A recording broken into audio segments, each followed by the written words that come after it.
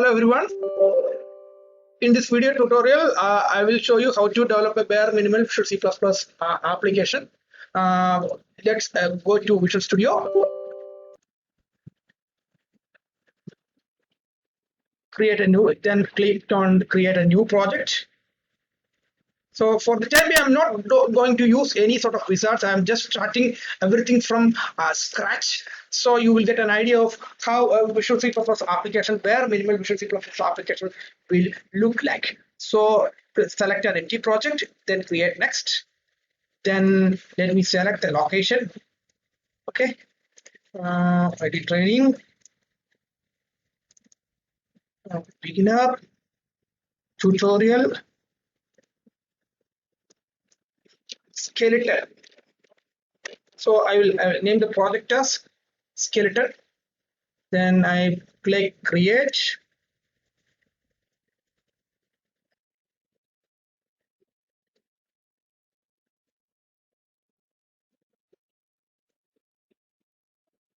So once you create the skeleton application, then you will have the bare minimal application without any source files or header file or CPP files. So if you go to the folder, you can see the bare minimal things where you will have a solution file, a project file, and these two are user specific files. Okay, so the project files actually loads all the .h CPP files, the resource files, all sort of things, and the solution file, that is the SLN file, loads n number of project files. So let's say your solution can have, let's say, more than multiple projects. Okay, some projects might be in C++, some project might be in C#, or some other languages as well. So let's try to add a new class to this bare minimal application.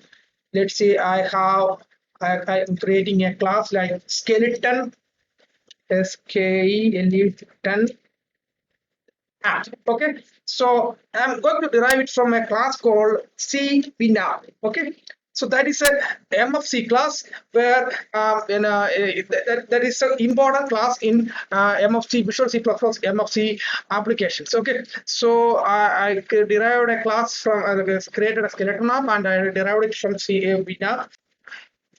See this. Okay, so if you want to know what the CVNAP is all about, then you can click on here, search the internet. You can click, you can see what CVNAP is here. So this is basically from the Microsoft website. This is a basic for MFC application where you will be able to you can see what that this class is all about, from which header file it is present, and all this sort of information you will get it from this app. So what I am interested here is I just want to run the bare minimal Visual C++ application. For that I need to implement a method called virtual method called init instance, like this. Okay, so what I'm going to do is I'm just trying to override this virtual method. Okay, so I'm going to paste it here,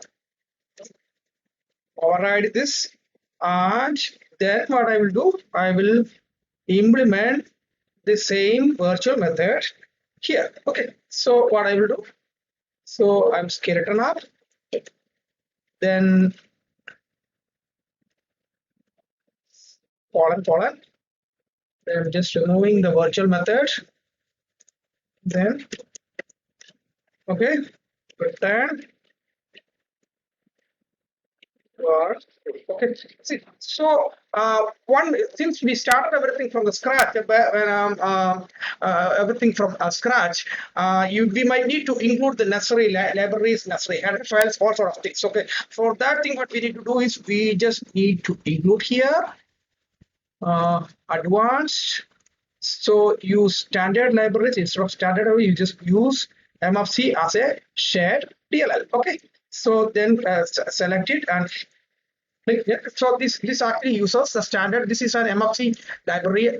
So it uses the MFC library. This class uses MFC library. So if you we need to include the MFC library, then we need to include the header file. Include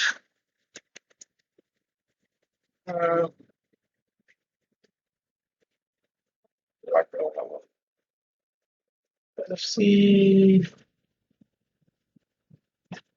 effects AFX win.h. Okay, so that's what AFX win.h. This contains the class I. So if you want, if you can, yeah, if this contains the class. If you want, you can from here itself you can go there, go to document. So this is a read-only file, the MFC file, which is actually located here in the install folder. Okay, so this is coming as a part of the MFC application Visual C++ install folder. Okay, so don't try to edit here. You can see it if you want. You can search it. I mean, if you want, you can search here. See this. Okay, so this is actually there.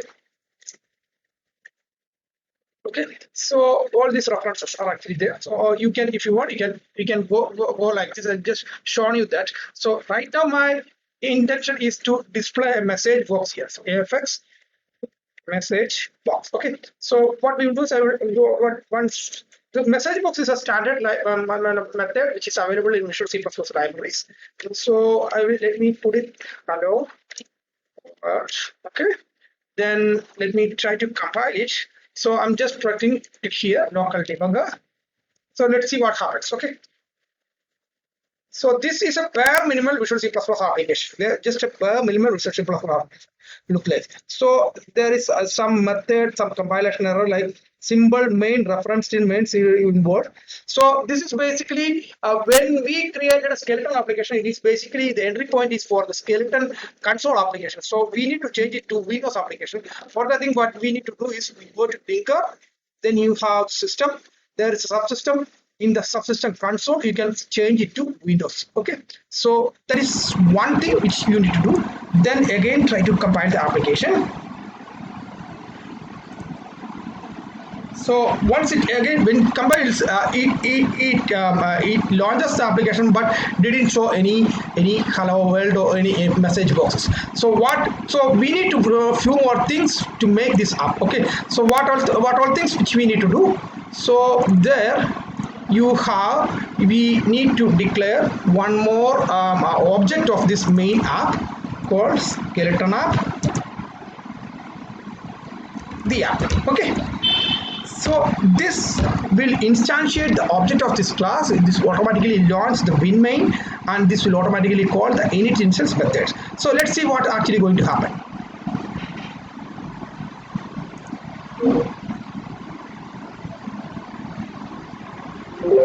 So it actually launches the hello world. So what we need to do is I just created a bare minimal class where I just created an init instance method. This is something very similar to the main in C++. Okay, main method in C++.